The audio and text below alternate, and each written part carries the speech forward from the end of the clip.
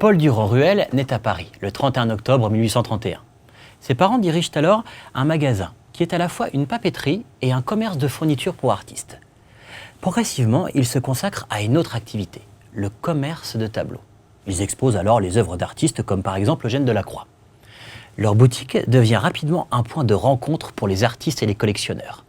Leur succès est tel qu'en 1856, ils s'installent dans un des plus luxueux quartiers du Nouveau Paris, au 1 rue de la Paix.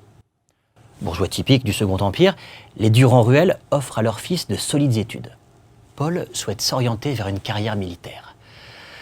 Mais pour des raisons de santé, il ne peut poursuivre ses études à l'école de Saint-Cyr, dont il avait pourtant réussi le concours d'entrée. Il travaille alors auprès de ses parents. Là, il fait la connaissance de nombreux artistes et collectionneurs qui viennent du monde entier et passent par la galerie au moment des salons, ces expositions officielles que vous connaissez bien désormais si vous avez suivi les premières séquences de notre cours.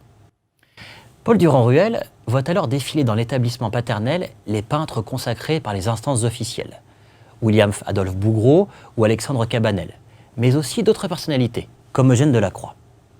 Il rencontre également les rénovateurs du paysage, que sont Camille Corot ou Jean-François Millet. Paul comprend le potentiel de ces peintres, en rupture avec les tenants de l'académisme, et prend des initiatives, en signant avec certains d'entre eux des contrats d'exclusivité, se réservant la vente de l'intégralité de leur production. Au décès de son père, en 1865, Paul Durand-Ruel donne encore plus d'importance à sa galerie et doit rapidement agrandir ses salles d'exposition. Il déménage et ouvre en 1869 de nouveaux locaux, 16 rue Laffitte et 11 rue Le Pelletier, toujours à Paris.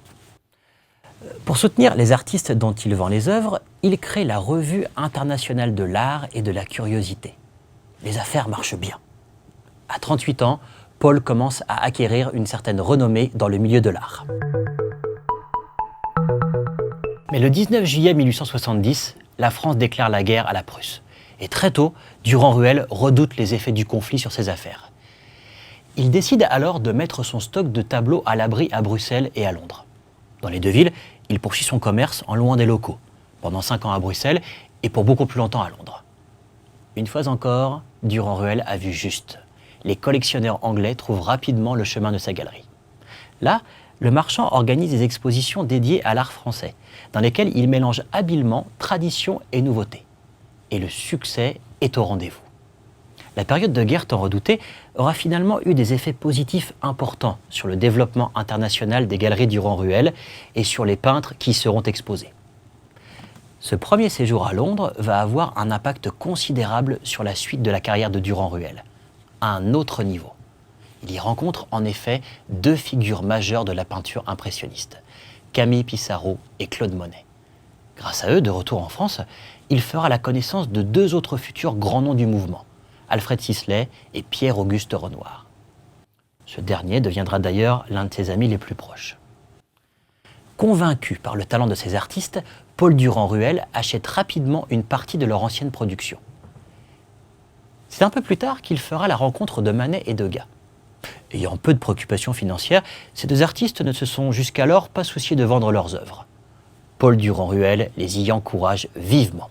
Ainsi, en quelques années, Durand-Ruel est-il devenu le principal défenseur de l'impressionnisme naissant. Il fallait bien du courage à ce marchand, alors que, nous l'avons évoqué dans une séquence précédente, pratiquement toute la société ne voyait que du barbouillage dans ce nouveau mouvement artistique. Paul Durand-Ruel a-t-il eu raison de s'engager aussi radicalement en faveur de l'impressionnisme ? C'est ce que nous verrons dans le second sujet de cette séquence.